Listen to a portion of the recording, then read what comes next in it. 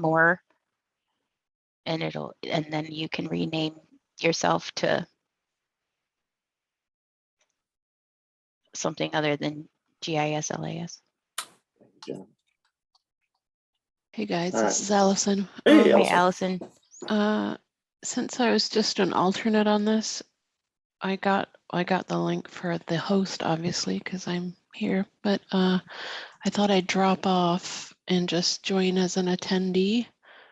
I don't think there's a reason for me to be here as a host if I'm not talking, right? Should I just, I'll just do that. Sounds good. Okay, good Nice luck. airplane. I'll be See an one of airplane? your, I'll be one of your attendees. Okay, try to keep it down. Okay. I'll ask all the hard questions. No tough questions. Is this a state plan? Yeah, well, that was like, is that a big S or a little Hey, S? sorry. I'll see you on the other side. Bye, guys. Good luck. All right, guys, just a quick rundown then. I'll introduce, I'll start hosting things here shortly. You'll see this video. I'll introduce the video, then I'll introduce the first couple of slides, and then we'll roll into Joe from there. So, Gerry, can I try sharing? yeah, go ahead. I will. Actually, just keep it going. Just let me see if it lets me take it.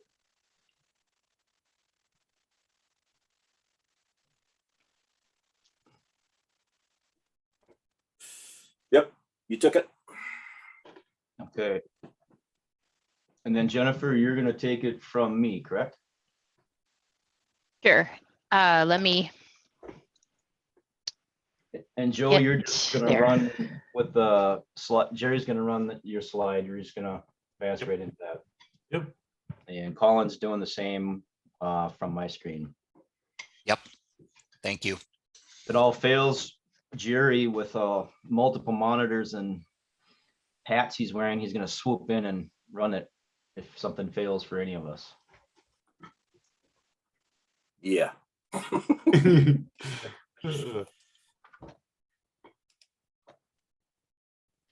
Is that working? It took it Yes. from me. Yep. Yep, you got it, Jennifer. Okay. I'm It taking moves back. everything else over here. Hi, Allison from the audience. Okay. And now I'm back over here. Okay. Are we back over on the airplane? Yep. Thank you. All right, now to. Do you want to test that? Make sure the Oh. sound comes through, or you? That's right. I Have- gotta figure that out.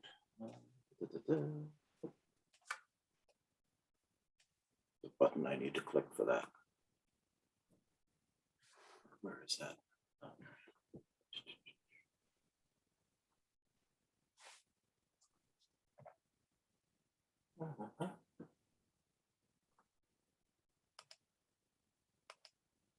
Can you hear the volume? No. No. Yep.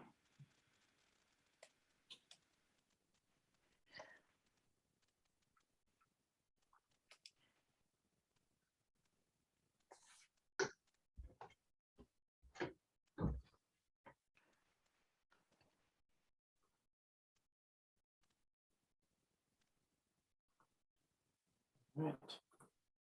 Scrambling.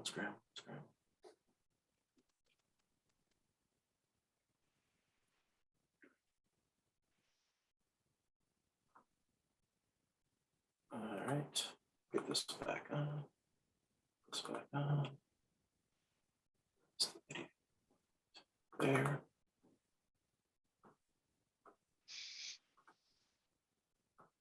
All right, there and. Share screen.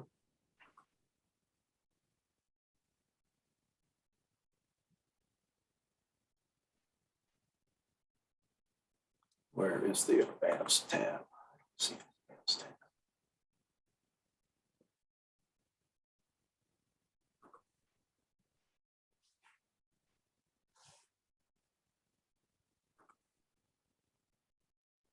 Hear it now? Yes. Yes. Thank you. Good. I was afraid I was gonna have to make airplane noises. All right, so now I need to launch. Where's the button to launch this?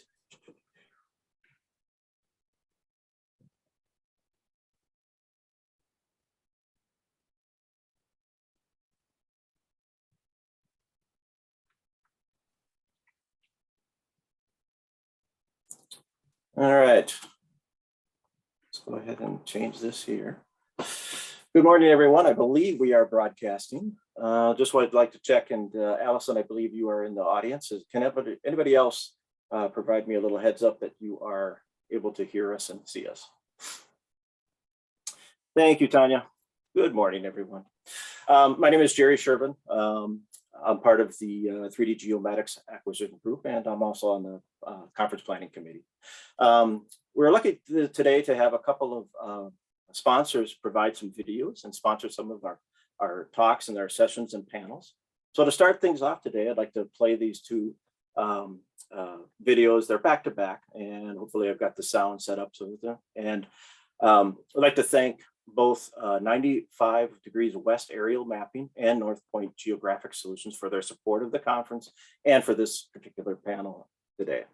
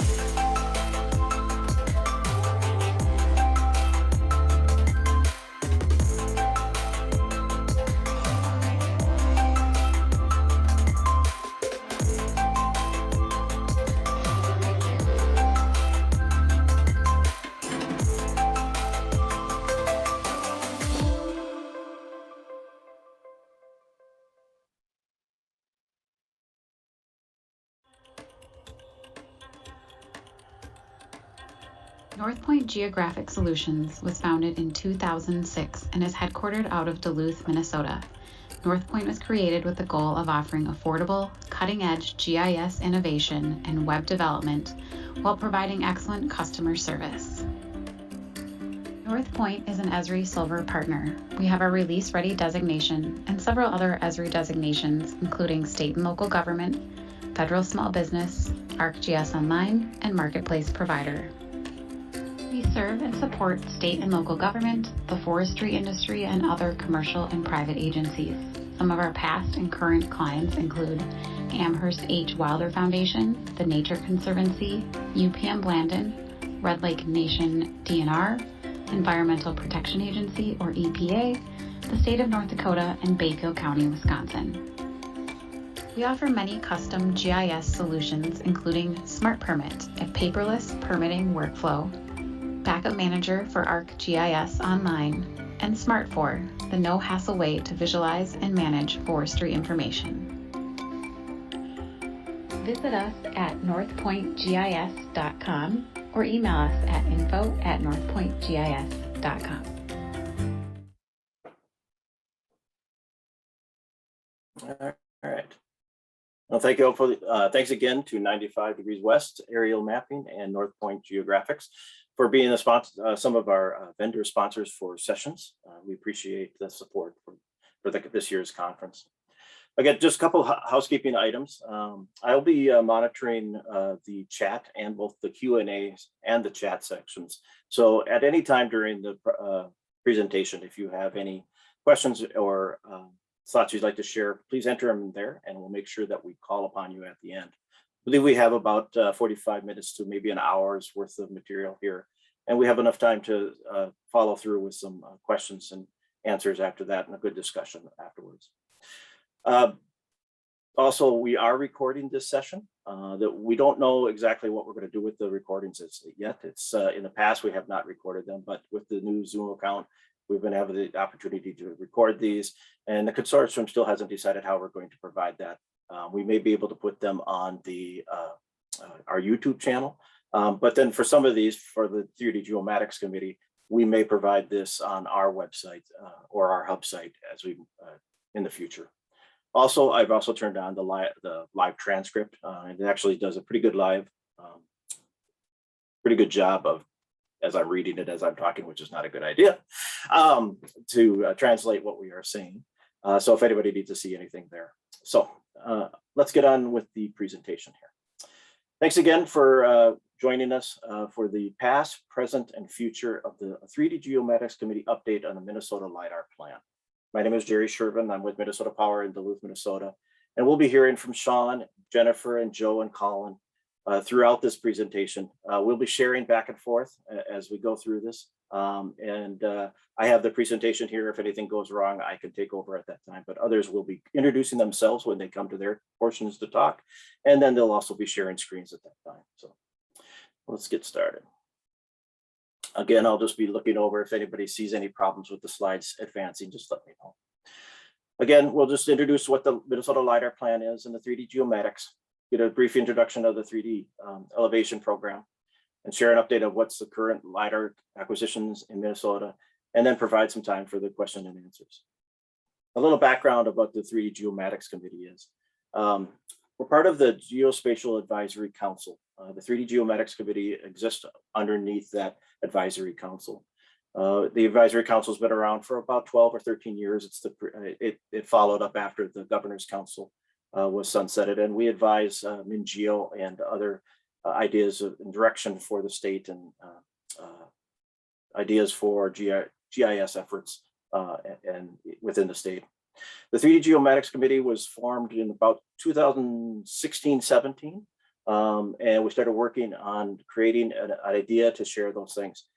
Now, one of the things about the GAC is, as we like to call it, is that every year we put together an idea for what our priorities are. Now, it doesn't mean that any priority is more important than any other.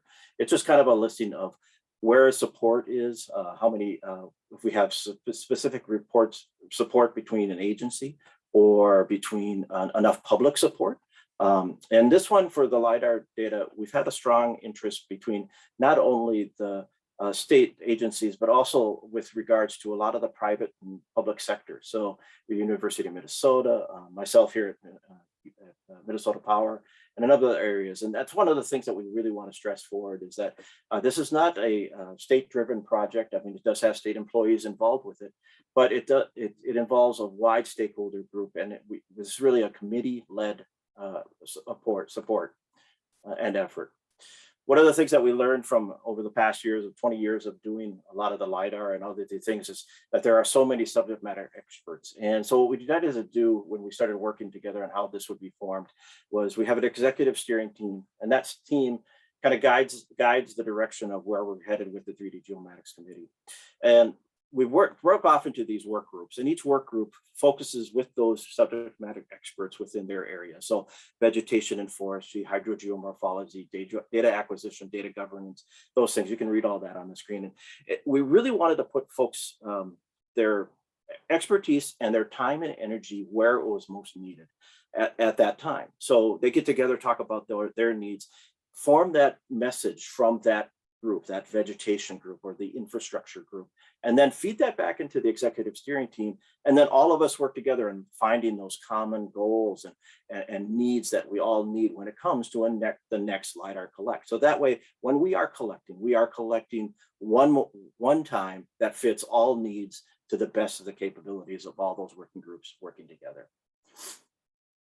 So that today we'll be focusing on what the data acquisition group. So we brought all those work groups together, and we talked about what everybody needs and was working through.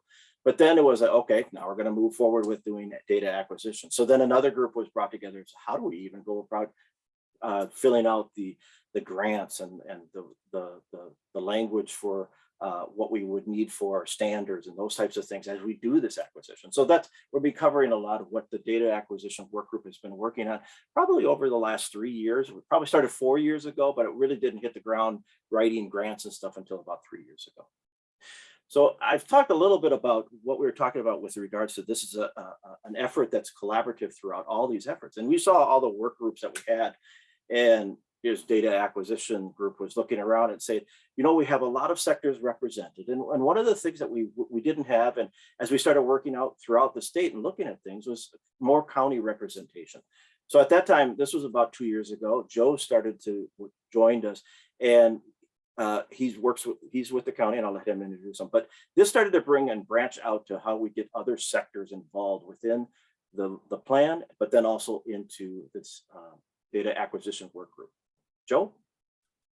Thank you, Gerry. As Gerry said, I'm Joe Sapletal. I'm a GIS systems administrator for Dakota County. I have a background in photogrammetry. I've been part of previous LiDAR collects that involved Dakota County over the years. And as Gerry mentioned, I've been part of the data acquisition work group for about a little more than a year now. And I represent that county local government viewpoint on the group. Did others want to introduce themselves now, or should I just keep right on rolling? You can keep around rolling. We'll introduce ourselves when we Okay. get you to take over. All right, sounds good. All right, so collaboration as an individual stakeholder. What does that mean? That means each and every one of us here today has a role to play in funding the collection of LiDAR here in the state of Minnesota. So with our little tree here, our group 3D Geo acts as the trunk of the tree. We communicate with the 3DEP program, which we'll talk a little bit more later. We take care of all that paperwork.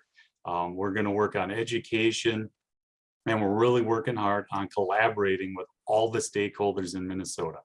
Stakeholders are at the federal, the state, the local levels of government, watersheds, other regional entities, and as well as private organizations. So this means even though there are little leaves on the tree like me, we still have a voice. We may not manage a budget or be a decision maker for our organization, but we do influence those that do. The county surveyor, the city or county engineer, the GIS manager or coordinator, the branches on our little tree here. They're the ones with the budgets for remotely sensed data like aerial photography and LiDAR. They may already have collaboration in place at the local level to acquire aerial photography. So us leaves who work with the data, know its benefits, we need to let the branches on the tree know just how important it is and to support funding. So at this point, I'm going to hand it over to Sean. Thank you, Joe, and I'm going to take control. Man, it looks like it's in transition to grab, and we're gonna switch back and forth a couple times during today's presentation. Gerry or Joe? Okay, good to go. Thank you. Good morning, everyone. I'm Sean Vaughn. I'm with Minute Services at DNR. I'm a GIS hydrologist, and I've been involved with LiDAR and LiDAR acquisition since about the year 2000, early 2000s. I'm going to be carrying on the conversation here and introducing a lot of the architecture behind the scenes. That's helped guiding our efforts. First off, we're going to talk about our plan. A couple of years ago, we wrote what we call the Minnesota Lidar Plan. We really saw this as one plan for Minnesota because it was a community-led plan that collaborates with the geospatial community. As Gerry indicated with that diagram, we really capitalize on the knowledge base and the needs out there for what is needed in this data set and how we can not only acquire the data, but begin to scope out how it's going to be implemented. In other words, you have to know what you're going to do with the data so you have a better understanding of what kind of data and criteria you're going to purchase as part of the data acquisition. And really the success here is about collaboration. You're going to hear myself and others use the word community and collaboration and coordination quite a bit. It's the backbone to our success. So to bring your attention to the left-hand side of the screen there is a snapshot of the cover page of the Minnesota Lidar Plan and the URL. And we will likely be putting the links to that and also to the Minnesota Lidar Story Plan on the right-hand side of the screen. So the LiDAR plan itself is the more detailed document, whereas our story map is a synthesized version, and it's one that we encourage people to use, especially if you're talking to upper level decision makers.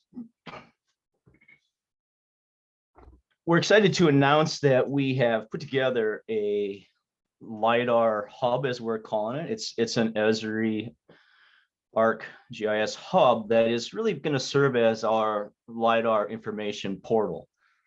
This is the first time we've had the opportunity to announce this, and we're going to start really promoting it heavy as the place to come to find and understand the updates and what's going on with the LiDAR out there.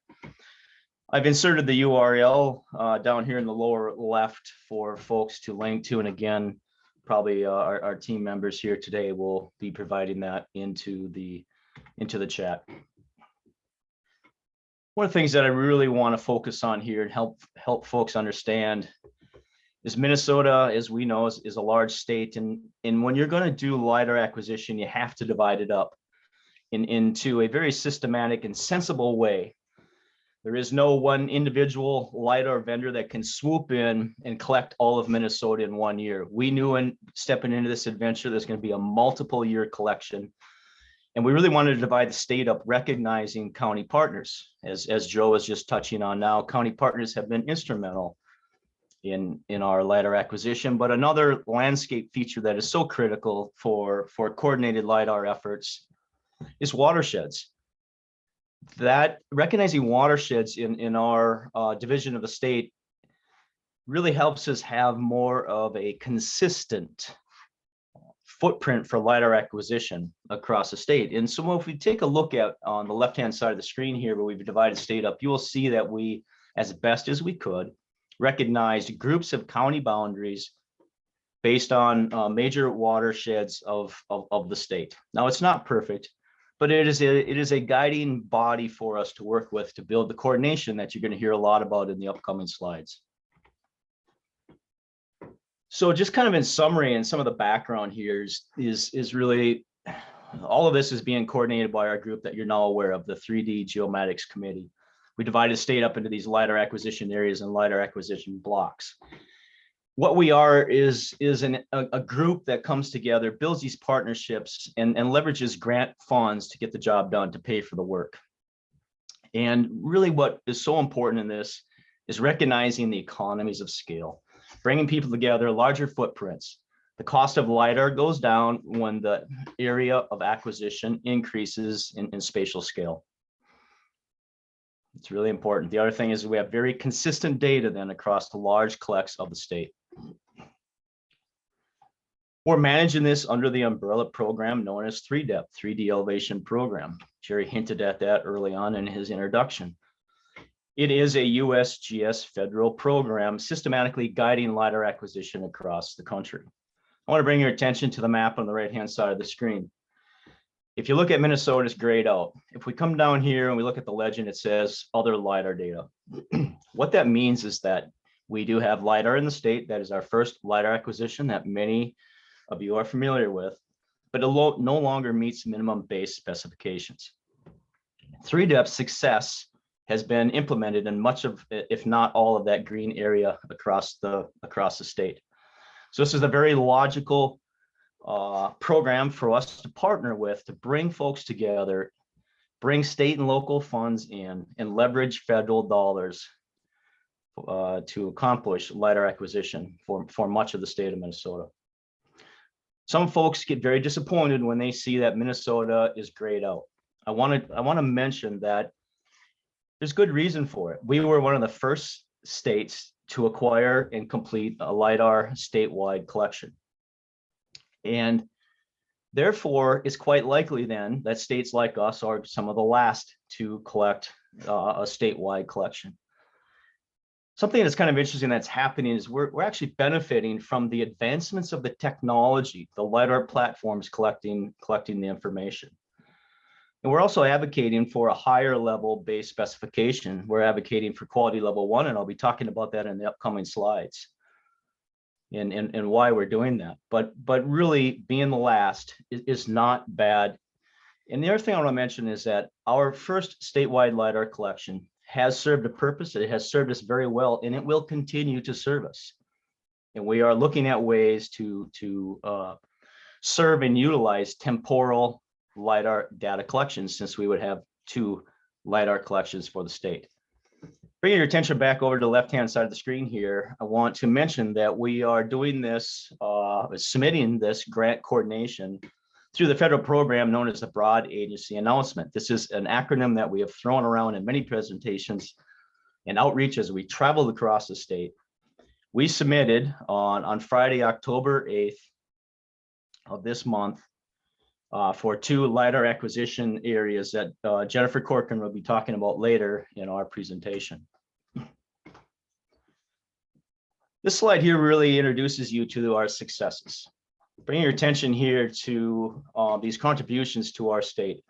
Collectively, the Minnesota partners have come together and brought in over $3 million. And the USGS 3DEP program has come in very strong in support of Minnesota's efforts under the 3D Geomatics guidance, over $6 million, as you see here. Other federal dollars that have come in from the NRCS as recognized as state funds help leverage other additional funds. At this point in time, dollars in hand for LiDAR acquisition is at $9.77 million, and over 26,000 square miles of new LiDAR is funded. Our partners, the NRCS, have come in again very strong this year and brought an additional $1 million to contribute to LiDAR acquisition for the state of Minnesota. We are managing this through MinGeo as the fiscal agent to establish these partnerships with our local partners, which is many agreements. And then we establish one funding agreement with USGS. And the USGS 3DEP program is the actual contract holder between them and the vendors. But we are a strong partner at the table representing all of the local partners that have contributed to this LiDAR effort. We operate under a loosely defined timeline, but it does have a lot of stringent and a lot of stringent deadlines that are very critical for us to meet each year. And I'm not going to go through all this for time's sake, but I want you to understand that as this team marches our efforts across the state, we are following a timeline so that we meet some of the most important ones, especially which is the submission for the BAA, which is the deadline for the grant application. So now, as you know, that we submitted in earlier this month, we hope to hear back from that, from the USGS sometime in latter part of December and into January if our grant applications were successful. And again, Jennifer will be introducing those areas where we submitted coming up, so I won't be covering that here. A lot of folks ask, well, what does LiDAR cost under this program? Well, we submit an estimate for the cost for LiDAR acquisition. It's a per square mile basis that we are provided. We do this through a formal process known as the IGCE, which is underneath the 3DEP program, Independent Government Cost Estimate. This is not unique to Minnesota. This is part of the 3DEP process. And as part of the BAA submission and what we know as an attachment C. Some technical information there, but the takeaway from this slide is really to understand that these are formal cost estimates coming from the federal government, who is working with about 8 to approximately 12 prime vendors, which are submitting costs to derive a cost estimate, which then is provided back to us. And we did that on September 3rd, meeting another deadline of this year. And you will see in an upcoming slide that 2 of our estimates came in for approximately $325 per square mile. This is the slide I was making reference to, and I want to kind of step through this right here because this is something always folks ask about. But what is the cost of LiDAR? The USGS minimum base specification is quality level 2 LiDAR data. We are, however, advocating for quality level 1. We're not going to get into all the specifics of the vast details of these differences, because really what most people want to know is largely what is the cost, and we're advocating for high density LiDAR point clouds. So you're going to see some examples of that coming up. But our committee advocates for quality level 1. two independent government cost estimates came in at approximately an average of $325 per square mile. We have partners out there who want at least 30 points per square meter, and we saw some examples of high density LiDAR data in a presentation given yesterday by Ayers and Associates for our partners in Goodhue County for a high density LiDAR collection at that density. And for this year's independent cost government estimate, we got a cost of a little over $505 per square mile. Currently, we do not have cost estimates for those of you who are familiar with quality level 0. There's some developments occurring around quality level 0, and maybe we'll know more next year about the true cost of quality level 0. Sometimes when we talk about these costs, folks think this is a lot for a cost per square mile, and some people think this is very cheap. A lot of our county partners out there saw these costs break down to an individual partner level contribution cost of anywhere from around $100 to upwards of $150 for our local partners. It does vary a little bit, but per partner, the costs do come down. One of the things we like to point out is that there is always a strong return on investment for this data. Over 10 years ago now, and something that was presented at former GSLIS conferences by a retired colleague, Ron Wenzel, would bring this up for years in promotion of the cost benefit and return on investment for LiDAR. And I'm not going to go through all this list of what really LiDAR benefits us, because a lot of us are hearing that in various presentations at this conference.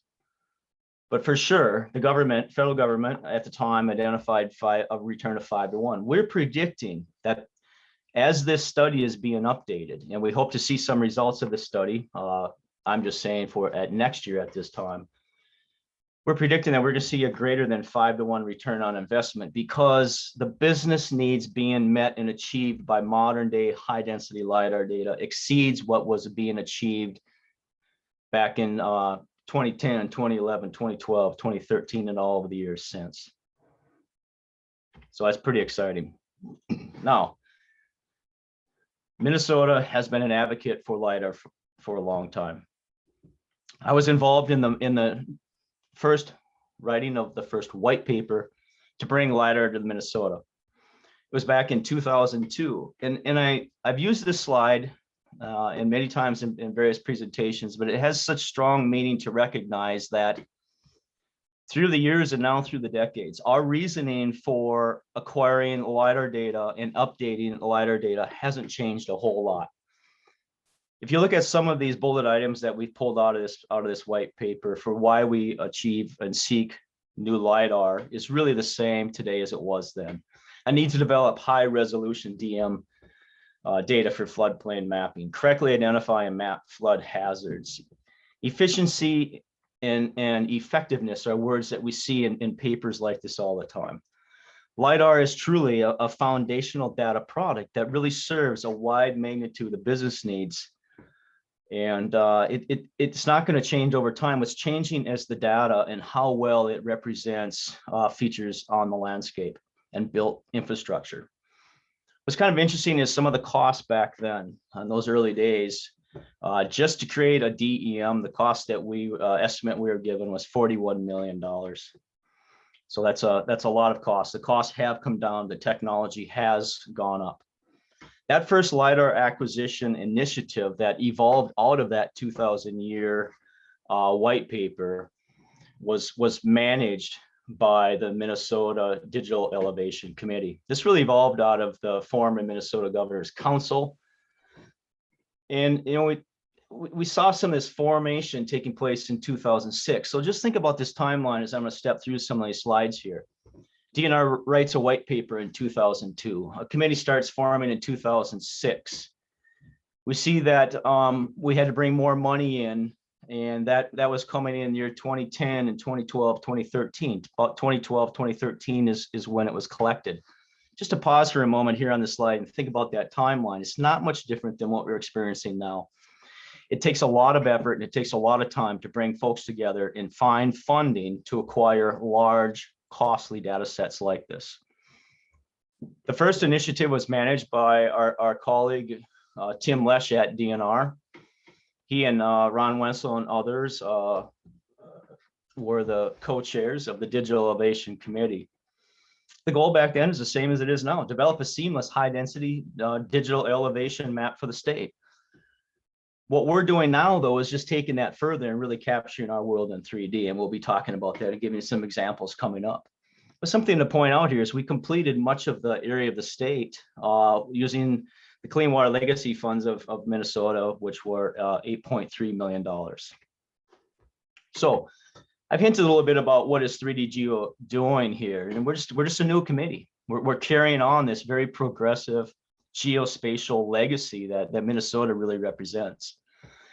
As a lot of you are involved in other committees and communicate with colleagues across the country, we learn quickly that Minnesota is truly progressive in our geospatial community here, and that's reflected in our desire for new LiDAR, high density LiDAR, in many cases, some of the highest density LiDAR that can be purchased and produced nowadays.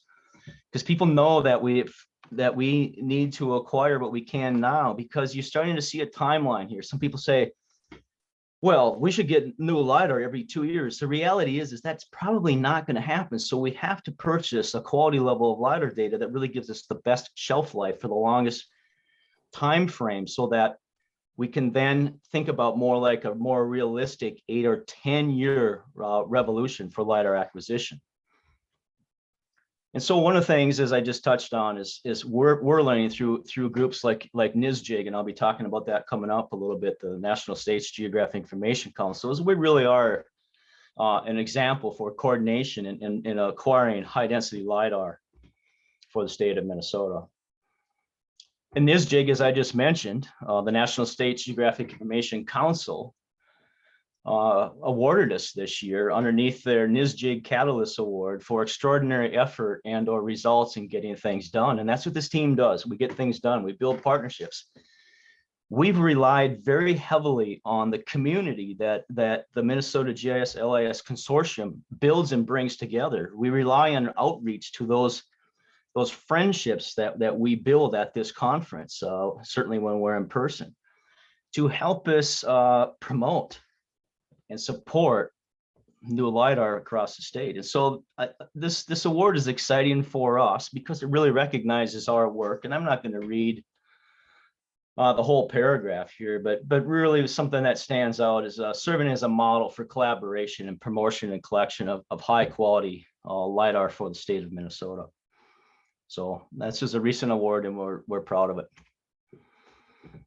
This is the point in the presentation where we just kind of pause for a moment. We say, all right, we've been talking about LiDAR, but we always have to remind ourselves that not everybody in our audience knows exactly what is LiDAR.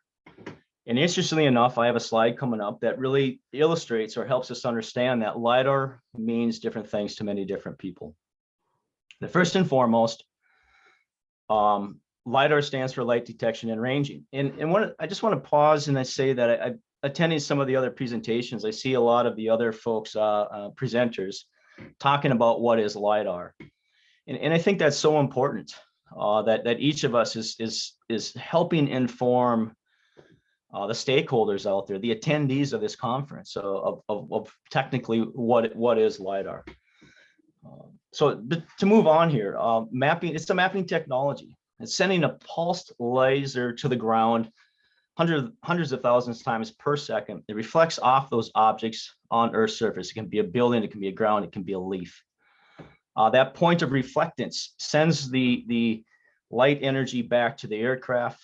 We know exactly where that aircraft is. And there's a time of travel incorporated into that, and knowing all of that and factoring it together, and I'm greatly synthesizing the entire process. But that point of reflectance becomes a point of elevation based on that known aircraft location.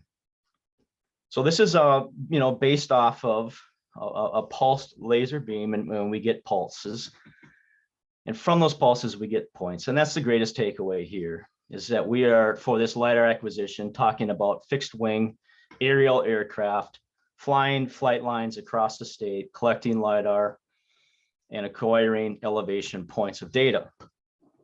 So let's look at this and illustrate this in a more graphical sense. We have the aircraft sweeping back and forth, and we build what's called a point cloud from that. We can go into that point cloud. The point cloud will be classified as part of the deliverables, and we'll talk a little bit about that later in the presentation. But in the next example, we take the point cloud, and the point cloud has been classified into bare earth, and in this example, into trees, a forest, vegetation. When you have different classifications of the point cloud, you can separate them out. And this is starting to build an understanding then that LiDAR is truly foundational, like I said, and serves a multiple business needs of application. So continuing with that theme, then we take the bare earth points and we can create a digital elevation model. Jennifer will be talking about some examples for forestry applications coming up, and Colin Lee will be talking about some of the MnDOT transportation examples as what is pulled from that classified point cloud. But this is a slide where I touch on that LiDAR is different to many people. As we've traveled around the state for many years talking about people and asking them, what is LiDAR?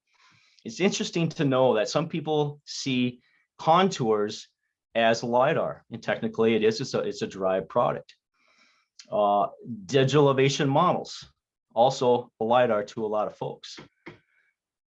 In really what's going on here is that we recognize that two of our most downloaded used products from LiDAR, that being contours and DEMs, have to come from the LiDAR acquisition. So to bring your attention to the bottom part of the screen here, where there's this a very quick and synthesized workflow. Really what we're saying here is we need to understand what is LiDAR to some folks so that they can understand, they can help us take that understanding of what is LiDAR and bring that into recognizing that we have to come together and coordinate the purchase, the acquisition of LiDAR so that we can get to what they want and need, which is their derived products, contours. Now, there's a lot of folks out there also who have a lot of other products, modified DEMs, high resolution contour data sets, meaning really stepping into the data and creating tighter contour intervals that fit into the specifications of the various quality levels collected. Human in the built infrastructure, vegetation, intensity, LiDAR intensity. All of these things accumulate to recognizing that LiDAR is different to many folks, and it all comes from the start of the point cloud. This slide is where we just help folks understand that LiDAR derived, what are LiDAR derived DEMs? DM stands for digital elevation model. It's a tessellation of landscape into individual even gridded surface, where each individual grid carries a LiDAR derived elevation value. We have an X and a Y value for each of those grid cells, and the Z value, or the elevation value, obtained from the point cloud on each individual grid cell. So when you see a DEM and you see topography, that is a representation of a color ramp or a color scale being applied to those different elevation values. So that's what is LiDAR, but you're hearing us today talk about high density LiDAR, and you heard this in some of the other presentations in this conference if you're able to attend them. And this is the part now where we start launching into some examples of high density LiDAR. First and foremost, we really understand that we're going to see dramatic improvements on our mapping of our environment. In fact, the first LiDAR acquisition for the state of Minnesota was focused on the creation of a digital elevation model. However, now high density LiDAR is really focused not only on the creation of a new DEM for the state, but mapping all of our infrastructure in our world in 3D, as I've mentioned previously, and updating all of the many various derived data products. So many people have become familiar with for their implementation and application of LiDAR. So we really see high density point cloud acquisition as a proactive approach to LiDAR acquisition. And as I said, we're going to be stepping into now some examples that are going to touch on various well, we like to call it eye candy for what is new LiDAR data. Kicking this off is a snapshot from the Goodhue County collection that collected and overlapped into Dakota County. This is Lake Billsby Dam Reservoir. And what I want to bring your mind's eye to is this high density point cloud and how it captures this human infrastructure on the landscape. What so many of us really find interesting is how high density LiDAR maps individual power lines, which serves the utility needs out there, mapping this footbridge. Some of us went here recently and walked across this bridge, and we stood right here and looked at this. And so we got a sense of just how small some of these features are that are being mapped very intricately in the point cloud that can be classified and pulled out for management of the human infrastructure. Going beyond the human infrastructure, we start to see the boundaries of the hydrography captured in great detail, where this water boundary is and trees. So that starts to set your mind's eye for the capture of the landscape. But we took that a little bit further on a recent visit to the site. Members of the 3D Geomatics Committee, we came together and we took some measurements, and something that caught our eye was one lone individual shrub sitting right here in this circle of trees in the middle of a walking path. And so our colleague Joel Nelson from the LiDAR acquisition team and leader of our education work group is measuring the bush here. And I want to bring your attention to the first slide here. We show the capture of that individual bush in the point cloud, as well over here in a LiDAR intensity point cloud, just to help folks understand what high density is in relation to an individual need for going in to that point cloud and pulling out of it. Something we're seeing a lot of vendors and others capitalize on as we carry this forward about what is modern day high density LiDAR is the capture of culverts. So critical. Culverts are a hydrologic entity that exists on the landscape, and there's hundreds of thousands, if not millions, of culverts out there. LiDAR high density captures that. So let's step through this. This is a current aerial imagery here circling the culvert inlet and outlet. And we look at our current and existing LiDAR data holdings for a 1 meter DM, and you start to see a dimple right here. That was exciting to us because that told us there is likely a culvert there, and we could use that in our applications. We bring that into a hydrologic position index that we've created, and you start to see that the dimple is emphasized even more. That's kind of an aha moment. We think there is strong evidence of a culvert.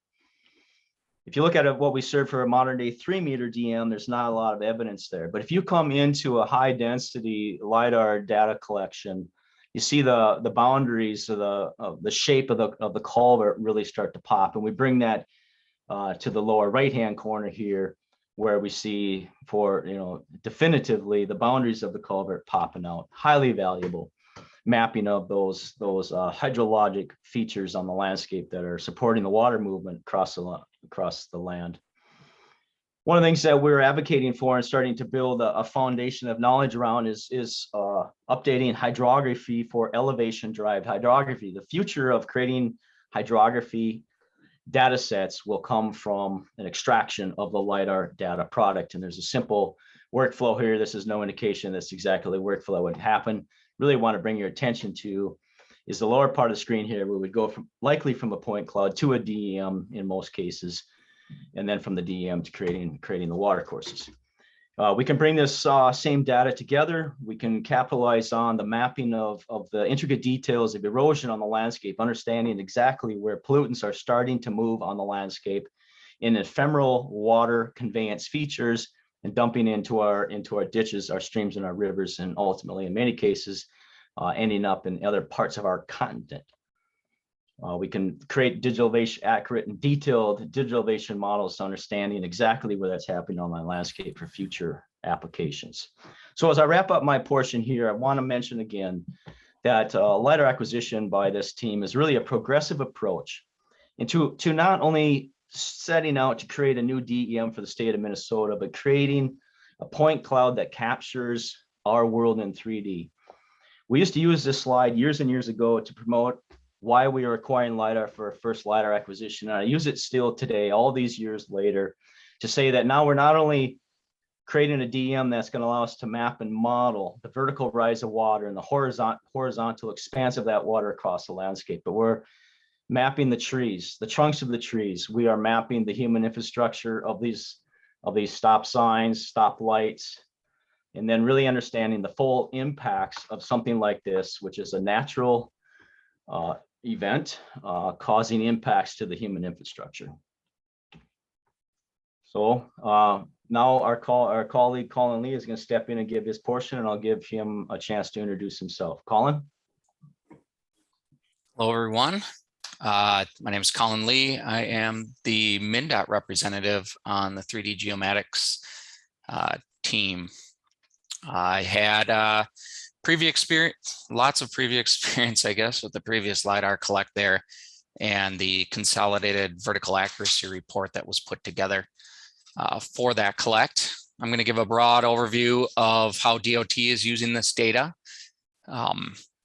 and how it's meeting needs of our downstream users. What you're seeing up on the slide here is Twin Ports Interchange in Duluth was the Twin Ports Interchange in Duluth. And it just is a good representation of how these various modes of LiDAR are incorporated and fused together. This is not just aerial LiDAR, which we've been focused on here today in this presentation, but it's also mobile LiDAR, static LiDAR for some bridge piers, and there is some UAS LiDAR, but it's a little bit off of this scene here. So we're really incorporating all modes of LiDAR, best fit for what the accuracy needs are, what the deliverables need to be, and incorporating those all into a single model, single seamless model. Next slide.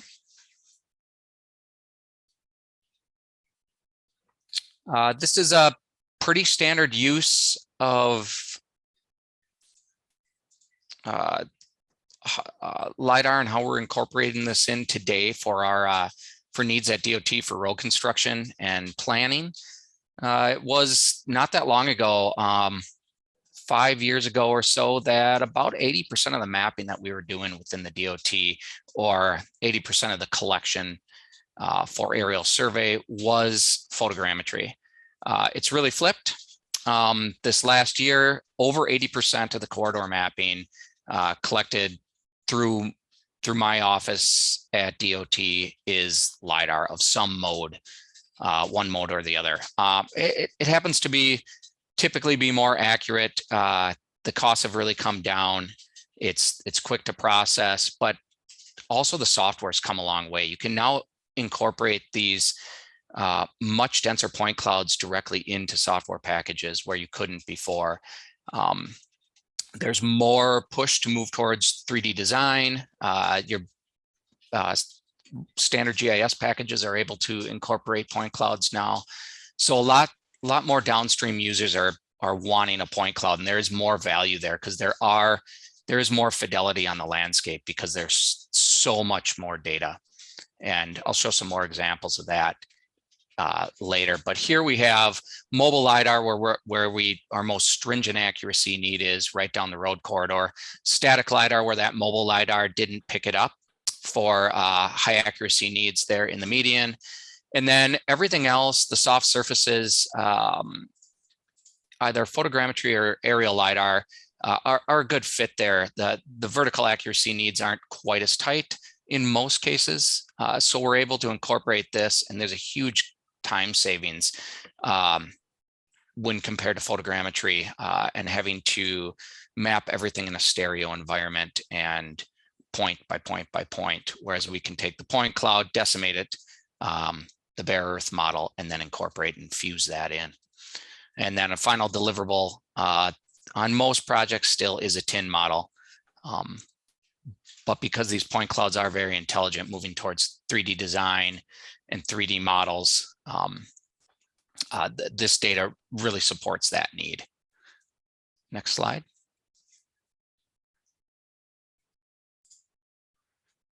I bring this example up. We used the existing LiDAR data for years for orthomosaic rectification. There's, again, a huge cost and time savings involved in using that statewide data set to rectify our ortho photos outside of the main corridor that's been mapped. But what we're seeing, that temporal resolution has a direct effect on the spatial resolution and the spatial accuracy. And this is a prime example what we see with the painted targets out on the roadway. And when you are rectifying an image with data that is off here, it happens to be, I believe, the delta between where the road is now and where it was when this data was collected was over 7 feet, which presents a horizontal shift of way out of spec. All of our ortho photos that we create in-house at DOT are at a minimum GSD of a 1/4 foot pixel resolution. So this is well over a foot off here. And we're seeing this more and more. So more and more the case, we're having to go in there and manually compile this data, which is a lot of effort. So an updated data set is a big benefit to us in orthophoto rectification. Next slide. Cultural resources group. These types of uses are becoming more and more prevalent now that this data has a higher fidelity and you're able to pick up more minutia on the landscape. Here they were looking for sites of cultural significance, whether that's burial mounds or old building footprints or something along that line. It's really hard to tell in that the bottom half is the existing statewide LiDAR data that we have today, or the DEM, or the hill shade in this case. And the top is high density LiDAR data. And you're really able to pick up all that fine data on the landscape. And they're able to feed these through their predictive models, and they're finding much improved results over the previous data. So this is an update to the statewide set is extremely valuable for not just road construction, but all the other downstream uses within DOT. Next slide.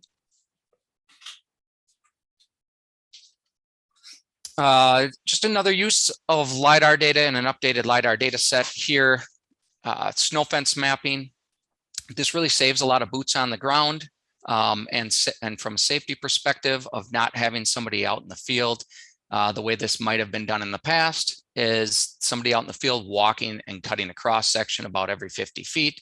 And here they can sit in the office, move down the roadway, cut a cross section wherever they need it, determine the height of the fence, and determine the snow load needs for that area highway. These types of uses, because you can now take the point cloud into other applications, are really growing within the DOT uses that really just weren't available just a few years ago. Next slide. Enhanced urban analysis. This is really the support of automated feature extraction on the landscape. Because these data sets have higher fidelity, those planar features on the landscape stick out that much more. A prime example is building rooftops. Automated rooftop extraction could be done to an extent on the previous data set, but you can see on an updated high resolution data set that it is that much easier to pick them out, and it's that much easier for the machine learning to then extract those features off the landscape.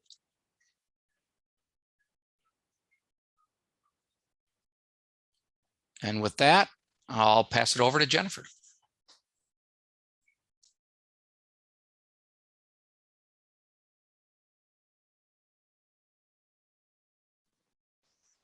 Thanks, Colin. Are you all seeing my screen? I am, Jennifer. Okay, thank you for the confirmation. All right, so I'm going to continue talking about some examples and share with you some work that the DNR Forestry Resource Assessment Team has been working on. And we started this project as a pilot back in 2016 and completed an analysis of the low and high density LiDAR to really compare results when looking at the two density levels for purposes of forestry, and just visualizing the difference between how well the deciduous and coniferous trees resolve with low versus high point density. It's pretty clear that we're going to gain information with the higher point density, but we did complete an LCCMR Environment Natural Resources Trust Fund project to explore the various details behind that study. A couple more pieces of eye candy to show you here come from our fieldwork, the plot-based inventory, and there will be a panel tomorrow where we dive deeper into everything I'm scratching the surface of here. These cross sections are actual 10th acre plots that a forest inventory has been completed on, and on the left you can see that we're resolving the canopy height pretty well. There's a lot of information here, but it's not quite as useful as the dense point cloud information we get with higher density LiDAR, particularly when trying to tease out different parts of that vertical column. And I'm going to show you just a couple of visuals here in 3D, turning it around. This illustrates it a lot easier. You'll see that some of these tree canopies are in the plot, whereas their trunks may or may not be.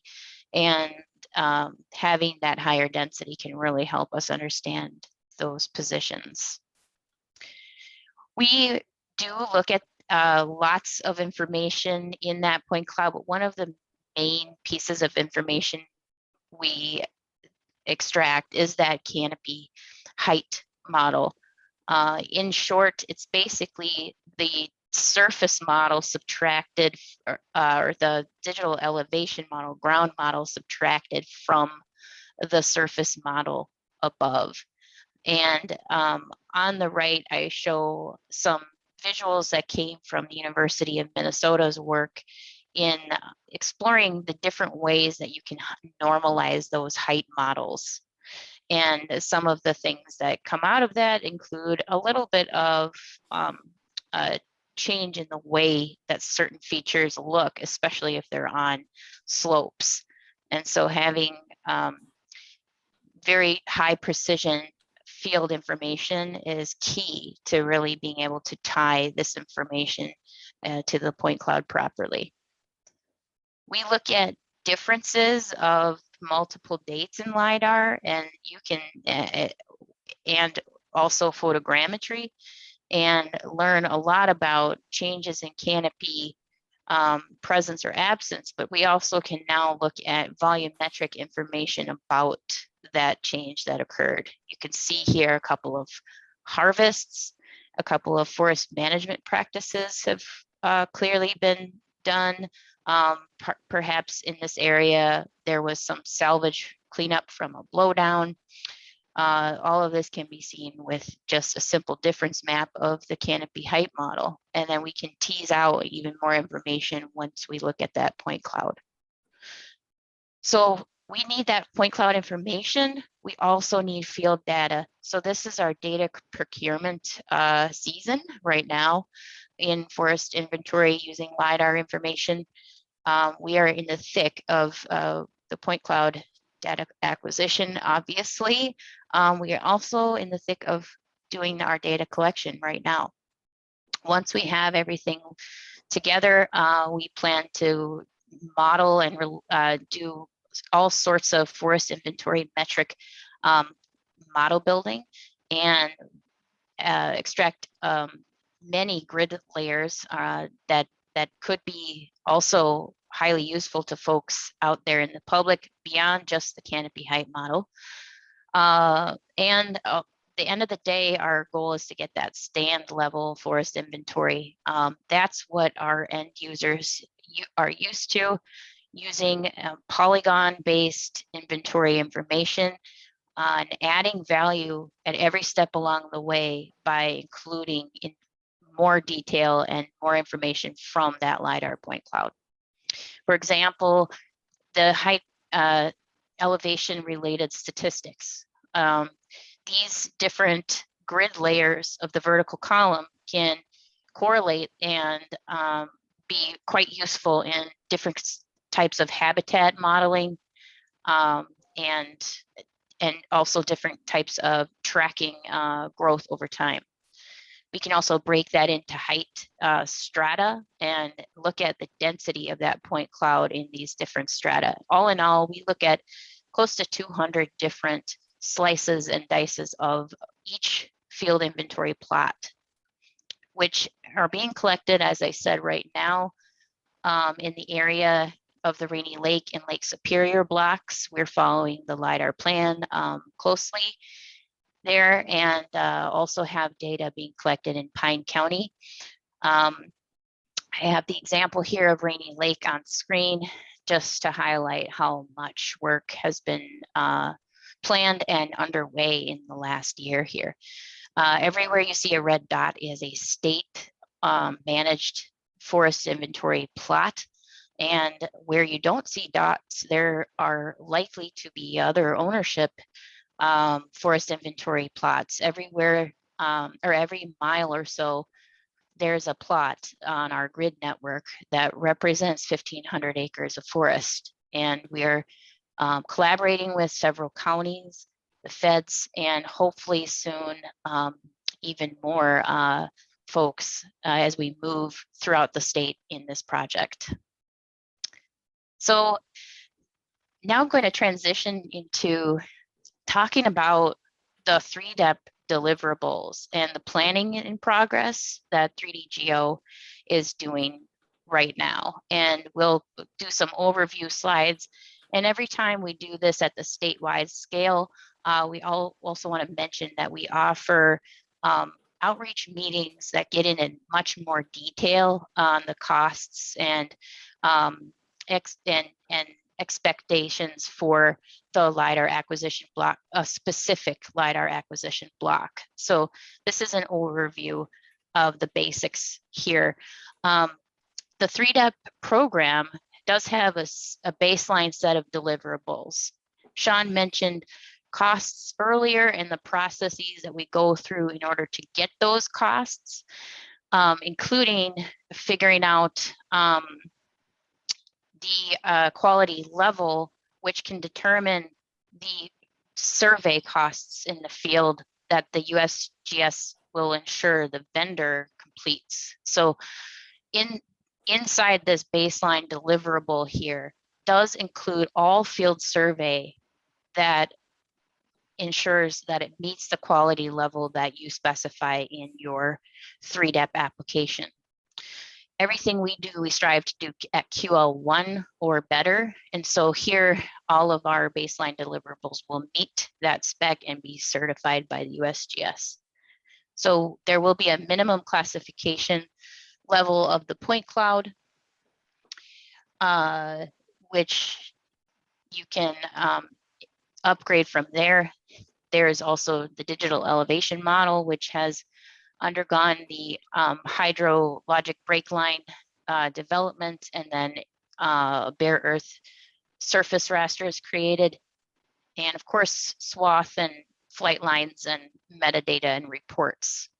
The reports will also include all of those survey accuracy checks.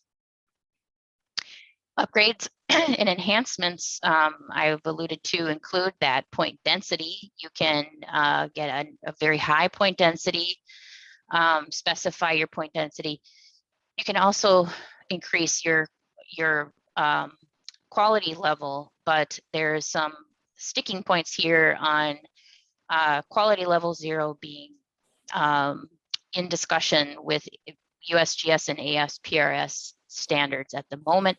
And so I'll just mention that in short, vertical accuracy levels can exceed quality level 1. You can also upgrade and enhance the derived products like the hydromodified DEMs that a vendor could produce.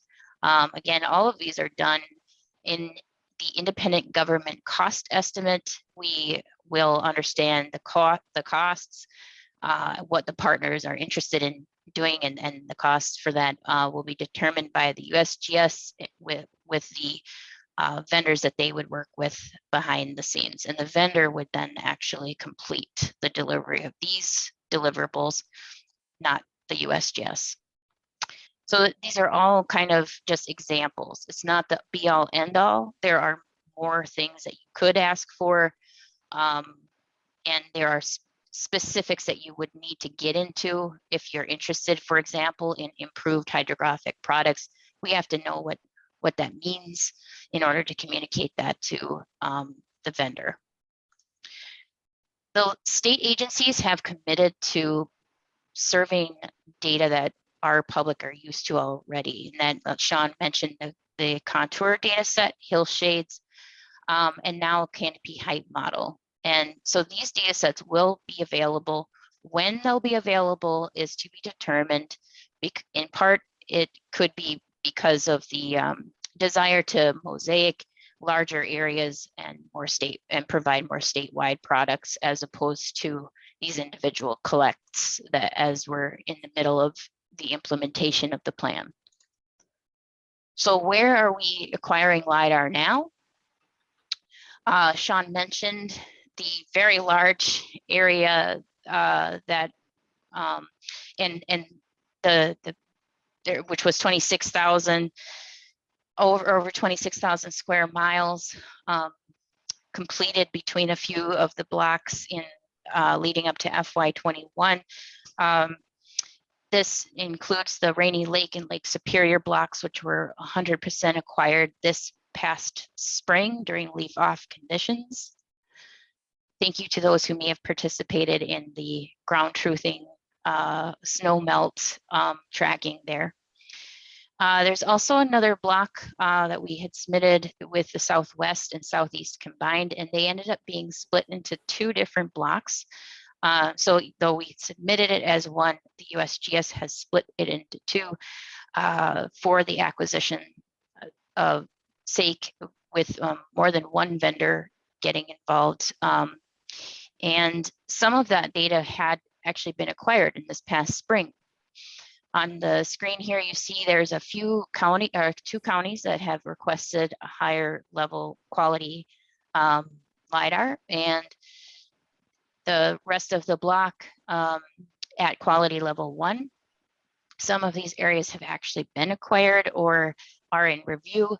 And then the areas that are with red here will have yet to be acquired and will be acquired this coming spring during leaf-off conditions.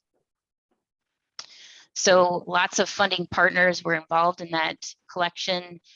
We showed some of this information before. I'll just point out that between the Minnesota partners and the combined USGS and other federal, we were able to, in that fiscal year, achieve about a 32% cost coverage locally. And we're very excited about the many partners that got involved there. More to come on that soon. LiDAR planning that's in progress now is happening pretty much everywhere else. And highlighted in kind of a yellowish color is the upper Mississippi River and central Mississippi River blocks. These areas are where we just submitted the USGS 3DEP applications. And total between the upper block and the central block, we have basically doubled the amount of area that by this time next year, that we will have acquired. So in upper, it was estimated to be a total of about 4.5 or $4.4 million. We managed to get 14 different partners and raised over $1.2 million. And we did request a hefty load from the USGS 3DEP program at 74% of the total cost. Behind the scenes, there are quite a lot of federal interests, and so we're hopeful that this percent breakdown is acceptable. Couldn't have done it without these 14 partners, in particular the NRCS state office. Excuse me, Central Mississippi River Block was another very large block, just a little smaller, but at a total of 3.5 million estimated. We had 20 partners in this block, and underneath some of these partners are actually quite a few other partners from individual cities in the county. And so this number is quite overwhelming in terms of collaboration. This has been a great success in Central Mississippi River Block. We also increased the size of this original block by adding Sibley County to the mix, and we were able to raise over $1.5 million. Can't ignore the fact that we're also going to need to move forward next year and start planning in the Minnesota River East and the Minnesota River West blocks. This block is assuming that things work out okay in Central Mississippi River will actually reduce in size, and because Sibley County is now part of Central. We are looking to raise $1.7 million in total in this area, and with the partners involved, at least 719,000 of that roughly we're hoping to be, or sorry, or about $1 million to be local funding, local and state level funding. In Minnesota River West, very similar story. We're looking to raise again $3.1 million total with a local goal of $1.8 million. There's quite a few counties in this area, and a lot of interest from federal side of things, but we're hoping to raise funds locally as well. Meanwhile, there's also some project planning being done on LiDAR data storage and dissemination, and that's the MinGeo's discovery project. Much more to come on this, and hopefully by the end of December, MinGeo's team will have a set of requirements and some proposed solutions for a new data storage and distribution app. Much more to come on this. Wrapping things up, we have a lot of educational materials that we can share, and we're happy to help spread the word. We also need help from you all on doing that and providing some case studies and stories for us on, and so we can share your use of LiDAR locally. So you don't have to be that decision maker or hold the purse strings to be part of this project. The stronger our 3D Geo team is, the stronger all of us become later. So we're also always interested in folks to become part of the 3D Geo committee planning efforts at various levels. And with that, I'm going to turn it back over to Sean, and we're going to get into our question and answer period. Thanks, Jennifer. And I think all of us on the team will probably just go live. We're just about to hit our last 15 minutes here, which is an open session for anyone to ask questions. Our team is monitoring the chat and the question and answers, and we don't see anything there yet. So we certainly hope that you folks have some questions for us to start to build some dialogue. One of the things you heard from us is that modern day high density LiDAR data is very foundational. And one of the things we're building statewide is strengthening and making a more robust community aware of what LiDAR is for us on into the future. Gerry, would you like to start to take control now? You could try to give it up, as I said, for folks that know, I'm having trouble with my screen, it's frozen. So you can see me and you can hear me maybe, but okay, I don't have any control of everything else. So yeah, I didn't know if it came back or not. That's okay. So no, you stay with it. Yep, Jennifer's got the control, and I think we're just fine. So this is a point where we're in our questions and answer discussion period. So Gerry, the audience can't go live either, right? Though, or can they? Because this is a panel discussion. Yeah, panel discussion. So no, they need to add their questions and answer or questions into either the chat or the Q&A area. And then somebody will need to read off those questions and then answer them. All right. Well, I'm scanning everything here. I'm not seeing anything, Gerry. Sounds good. We can just answer one question from Tim. Hi, Tim, by the way.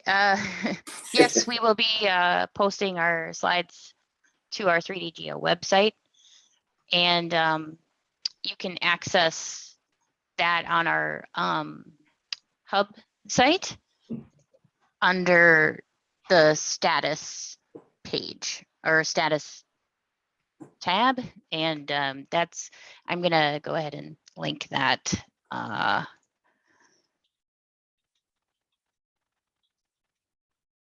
into the chat box for everyone to see. This is where the latest statewide map goes. Also, any presentation or important dates of note per LiDAR acquisition block. Jennifer, we got a question that just came in from Peter. He says, late arrival, wonder if we have a sense of when the Twin Cities Metro might be collected. I'm going to pass that to you, Jennifer, because I think you could probably just quickly bounce back to the Metro collection in the BAA slide. That might help some of the audience members if we have a visual there to accommodate the description. So this slide shows a map of all of the counties that will be included in the Central Mississippi River block. I'm going to answer two questions at once, and to Peter and Nancy. This block will be acquired in, hopefully, if all goes well, knock on wood, is spring of 2022, leaf off.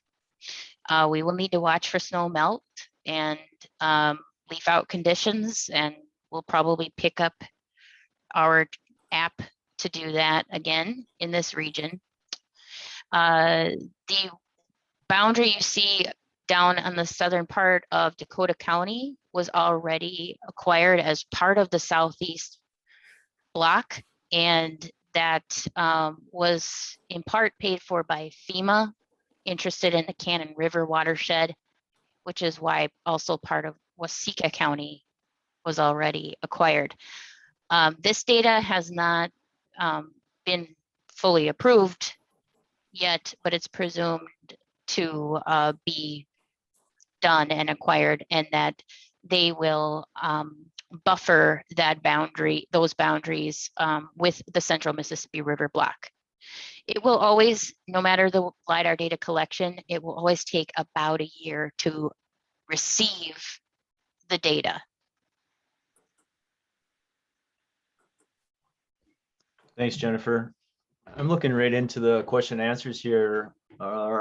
Our colleague Andra posted a question, wondering if 3D Geomatics is looking for participants, and if so, which groups and how do people find the information? Well, first of all, we're a committee. We're always seeking membership, as Gerry demonstrated in his portion of the presentation. It's a diverse group. We placed subject matter experts into various sectors of application. And we have a website that we can put right into the chat for folks to understand that. But if someone has a strong interest in being part of the committee, I would encourage anyone to reach out to myself, Sean Vaughn, or Gerry Sjerven as co-chairs of the committee. And typically what we do is we give an introduction to what the committee is, the various sectors, and we go from there and talk about time commitments and expectations. So thank you for that question, Andra. It'd be great if we had some folks that would be interested in being members of the committee. Yeah, Sean, thank you. Hopefully you can hear me. I just add to that if there's something that's on that our diagram of all the different work groups, if there's a work group that you don't see represented, we're interested in those work groups, the new ones as well. It may not be its own separate work group, but we might fit it into a subgroup of that work group. So we have a number of subgroups that are within those larger working groups. So please share those ideas with Sean and I, and we'll take that to the committee and then bring it to the other work groups to find how that fits in and make sure you can get involved. So that's a great question. Thank you.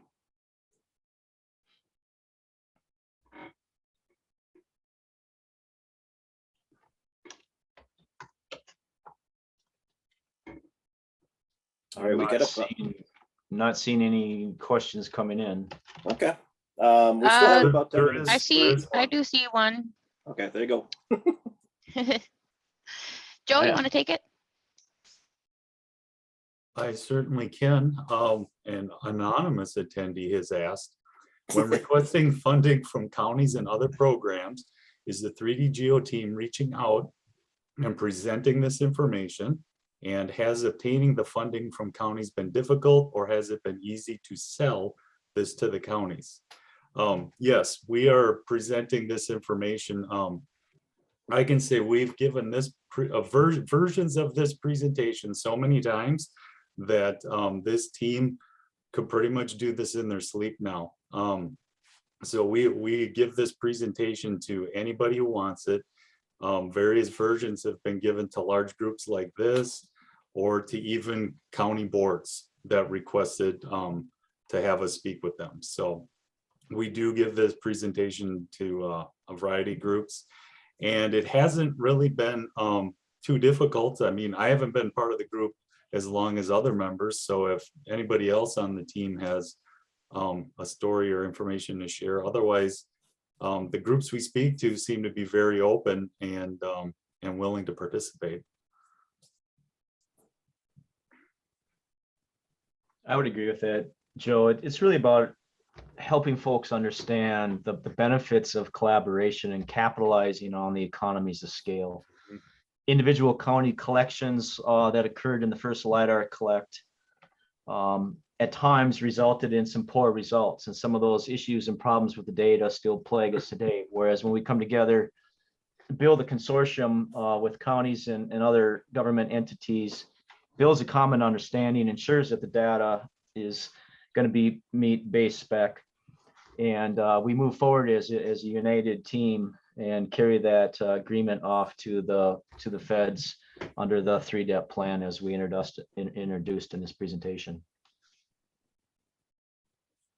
Yeah, I think having more stories about return on investment and multiple business uses and applications has really helped in making sure that within a county or within a local government unit, that more people are talking internally across departments about their use of the data as a base map or as a requirement. I think that we've seen the need to kind of take time to draw out some of those stories, and so the education and the presentations that we give have been key to getting, and repeating that message has been key to getting that through.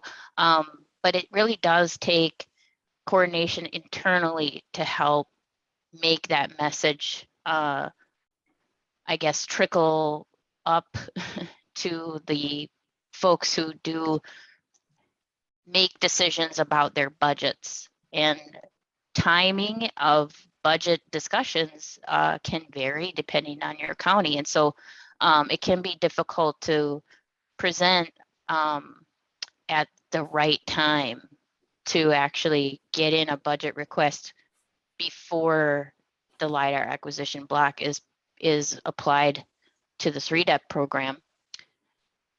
And so it's taken a few years, but I think that every year it's been getting better and easier. And if it says anything, that this year we have 34 partners, some of them overlapping between the two blocks, but 34 commitment letters. That's an impressive number, and we couldn't have done this without you all. 30 unique partners. Thank you, Alison. Team members, this is Sean. I've been posting the links as I promised, but I see it was only going to the hosts and panelists. So I'll repost the links to 3D Geo as I mentioned earlier for everyone. Thank you, Sean. We should also, I want to reiterate too, or remind people, go check out our new LiDAR Hub website and scroll down to the bottom on the main page. Jennifer was just on the news a couple weeks ago doing a story about the DNR, and it's a great little video. Let's check it out.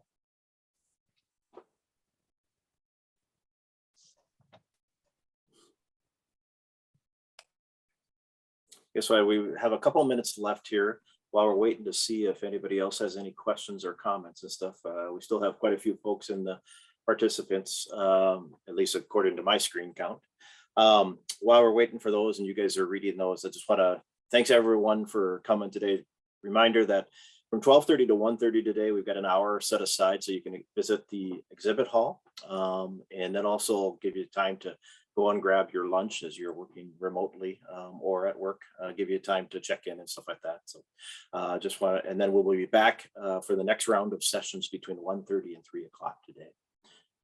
Has there been any other chats or Q&As that have come in?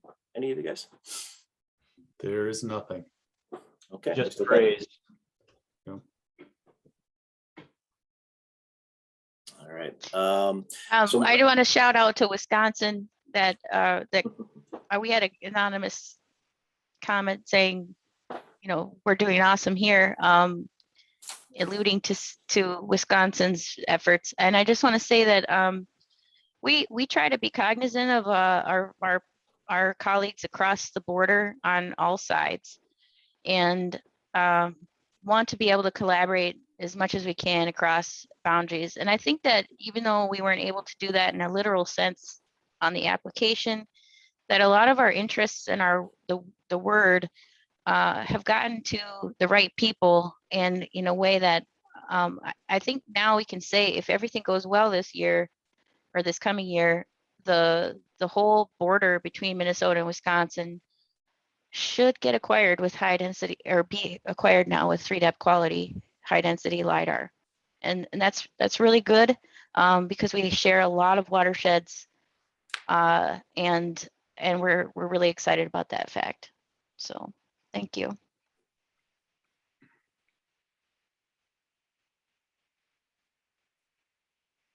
Gerry, nothing new for questions that I'm seeing.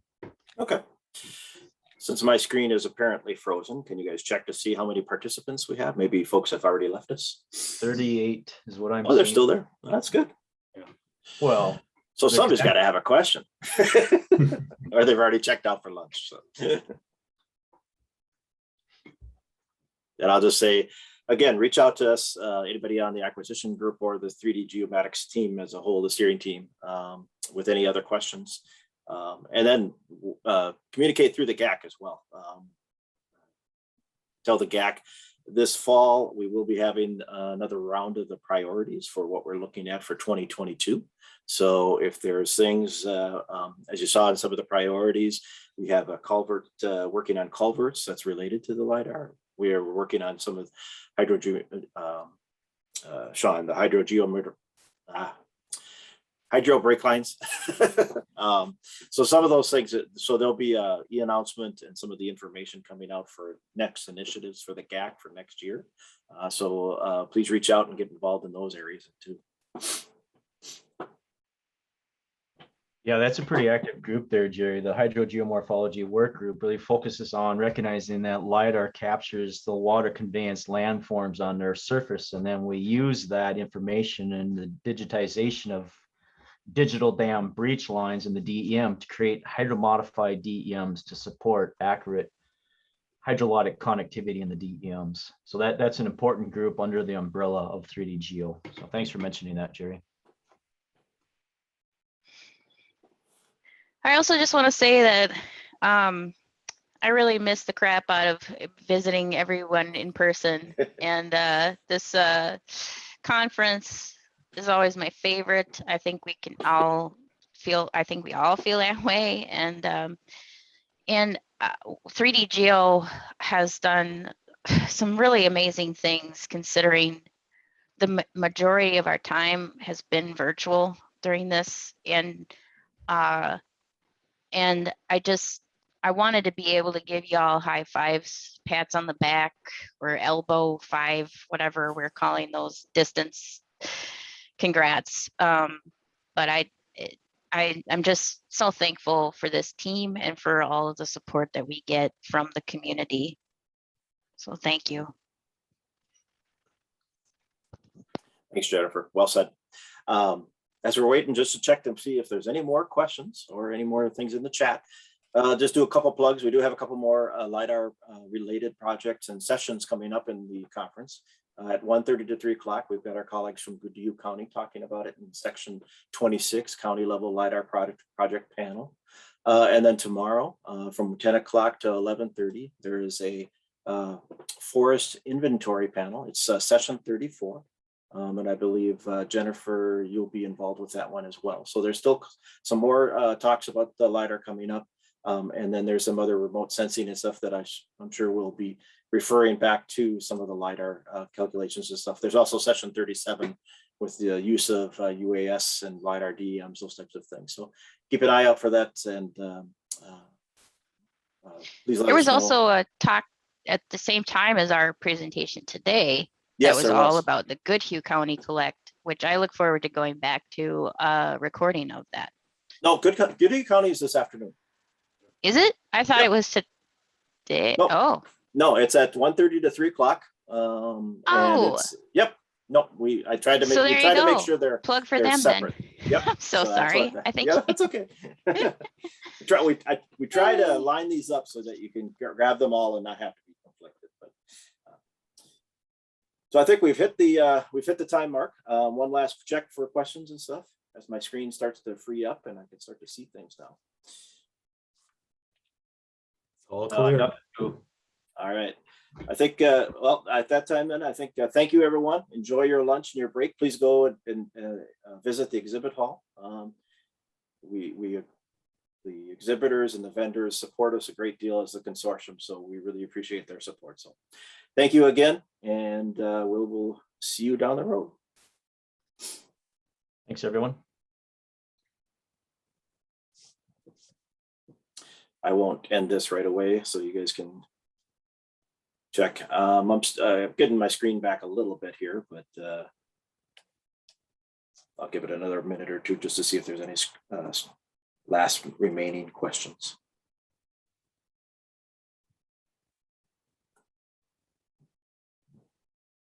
Are you guys still on? Yeah. You want me to stop the recording, or can you do that?